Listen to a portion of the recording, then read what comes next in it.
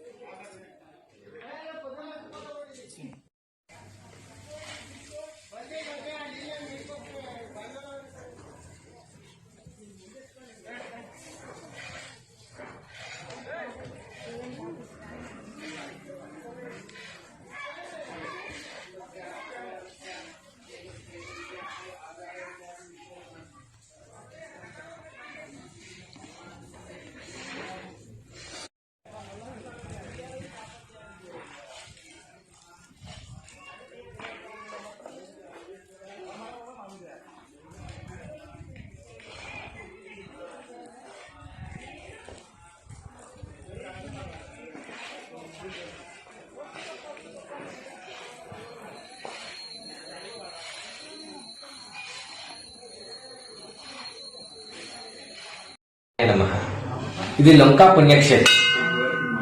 ఈ పుణ్యక్షేత్రంలో అక్కడ మీకు కనిపిస్తుంది కదా ఆ గృహ చెప్పండి. ఆ గృహ లోపల నుంచి ఆంజనేయ స్వామి మనకు ఇక్కడికి వచ్చారు. ఇక్కడ సప్త ఋషులు తపస్సు చేసుకుంటూ ఉన్నారు. ఆ తపస్సు చేసుకుంటున్న సప్త ఋషులకు ఆంజనేయ స్వామి దర్శనమిచ్చి, నేను ఇక్కడ సప్తముఖాలుగా ఉంటాను, మీ తపస్సుకు మెచ్చి నేను ఇక్కడ సప్తముఖాలుగా ఉంటాను అని చెప్పి ఆంజనేయ స్వామి ఇక్కడ సప్తముఖాలుగా వెలిశారు. ఆ వెలిసిన దాంట్లో ఒకటి దక్షిణం వైపు ఉంది, ఇటు దక్షిణ ముఖంగా, 3 తూర్పు ముఖంగా ఉంటాయి, 3 ఉత్తర ముఖంగా ఉంటాయి, అటుపక్క బయట ఒకటి ఉంది, అది పడమర ముఖంగా ఉంటుంది. అయితే వాటికి మనము ఆ వెలిసిన వాటికి మనము అభిషేకము అలంకారం చేసుకోలేము కాబట్టి ఈ విగ్రహాన్ని మనము ప్రతిష్ఠించుకున్నాం. ఈ విగ్రహం యొక్క ప్రత్యేకత ఏంటంటే, ఎక్కడైనా ఆంజనేయ స్వామి మనకు గదతో ఉంటారు కదా, ఇక్కడ శంకు చక్రము పైన నాగుబాము అంటే విష్ణుమూర్తి అవతారంలో ఆంజనేయ స్వామి ఇక్కడ మనకు కొలువై ఉన్నారు. అలాగే ఇక్కడ 2 కొలనులు ఉన్నాయి, 2 తటాకాలు ఉన్నాయి, ఒకటి కుడి సైడ్, ఒకటి ఎడమ సైడ్. కుడి సైడ్ ఉన్న గుండంలో నీళ్లను మనం స్వామివారి అభిషేకానికి తాగడానికి ఉపయోగిస్తాం. ఎడమ సైడ్ ఉన్న గుండంలో మనము స్నానం చేయడానికి, కాలు కడుక్కోవడానికి ఉపయోగిస్తాం. అవి తాతల నాటి నుంచి, మా తాతల నాటి పూర్వపరంపర నుంచి ఈ గుడి వస్తూ ఉంది. ఇక్కడ ఇంకా విశేషం ఏంటంటే, ఆ గుండంలో స్నానం చేసుకొని 5 ప్రదక్షిణలు చేసి ఎవరైతే ఇక్కడ గంట కడతారో వాళ్ళకి కోరిన కోరికలన్నీ సిద్ధిస్తాయి. చెప్పండి ఇంకా. ఇది లంకా పుణ్యక్షేత్రం. ఈ పుణ్యక్షేత్రంలో ప్రతి సంవత్సరం మార్గశిర పౌర్ణమికి ముందు రోజు, పౌర్ణమి తర్వాత రోజు, పౌర్ణమి రోజు 3 రోజులు విశేషంగా ఇక్కడ పూజలు జరుగుతాయి. అందులో భాగంగా ఇక్కడ తేరు ఉత్సవం అంటే రథ ఉత్సవం జరుగుతుంది. మొదటి రోజున స్థాపన కలశన, గణపతి పూజ, గౌరీ పూజ జరుగుతుంటుంది. అలాగే ఇక్కడ అఖండంగా ఆ 3 రోజులు వివిధ ఊర్ల నుంచి అనేక భజన బృందాలు వచ్చి, చుట్టుపక్కల గ్రామాల్లో ఉన్న అనేక భజన బృందాలు వచ్చి 24 గంటలు నామం చేస్తూనే, స్మరణ చేస్తూనే ఉంటది.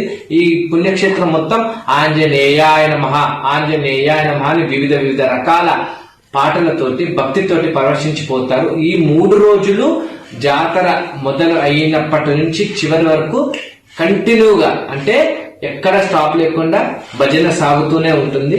అలాగే ఆ 3 రోజులు కూడా ఎంతమంది భక్తులు వచ్చినా అంతమంది భక్తులకి భోజనం పెట్టి పంపిస్తాము. అంటే అన్నదానము 3 రోజులు ఉంటుంది.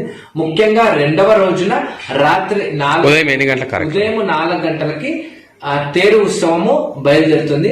అంతకన్నా ముందు సాయంకాలం రోజున ఇక్కడ ఆంజనేయ స్వామి గుడి చుట్టూ ఎడ్లు తిరుగుతాయి. ఈ కాలాపూర్ గ్రామానికి సంబంధించిన ఊరి వాళ్ళు, ఊరి ప్రజలు, ముఖ్యంగా ఈ లంక పుణ్యక్షేత్రం అనేది కాలాపురం యొక్క గ్రామానికి సంబంధించింది కాబట్టి అక్కడి వాళ్ళు, ఊరికి సంబంధించిన వాళ్ళ ఎడ్లు, వాళ్ళ ఆవులు అన్ని వచ్చి ఇక్కడ ఆంజనేయ స్వామి చుట్టూ తిరుగుతాయి. ఆ తర్వాత స్టార్టింగ్ ఆంజనేయ స్వామి గుడి అక్కడ తిరుగుతాయి. అటుపైన పొద్దున 4ంటికి స్వామివారికి పంచామృతాలతో అభిషేకం చేస్తాము. అభిషేకం చేసుకున్న తర్వాత పొద్దున 4ంటికి తేరు ఉత్సవం ప్రారంభమవుతుంది. తేరు ఉత్సవం తదనంతరము పల్లకి ఉత్సవం ఉంటుంది. తర్వాత అంబా భవానీ మాతకి పూజ ఉంటుంది. అన్నదానము జరుగుతూనే ఉంటుంది. అలాగే భజన బృందాలు భజనలు చేస్తూనే ఉంటారు. అలా సాయంకాలము వరకు కొనసాగుతుంది. మరునాడు మనము ఆ కలశాన్ని కదిలించి స్వామివారికి అఖండ జ్యోతి వెలిగించి స్వామివారికి మనము మంగళ హారతి ఇచ్చి ఈ ఉత్సవాన్ని ముగింపు చేస్తాం. మూడో రోజు చివరి రోజు